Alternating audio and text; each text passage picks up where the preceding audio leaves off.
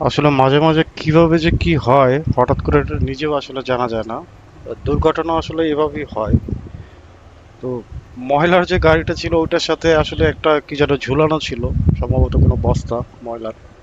তো ওইটা আসলে আমার হ্যান্ডেলের যে সেফটি গার্ড আছে ফিঙ্গারের সেটার সাথে আসলে বেঁচে যায়।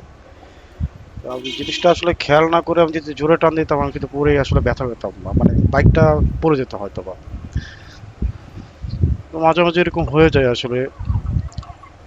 আর যাত্রাপথে আসলে এরকম হলো, তো কাউকে কিছু বলাও হলো না আসলে বিষয়টার জন্য। রাগ করে কি হবে আসলে, হয়তোবা ময়লা এলা যে গাড়ি চালাচ্ছিল ড্রাইভ করছিল উনি হয়তোবা দেখে নাই, সেটা তাই হতে পারে।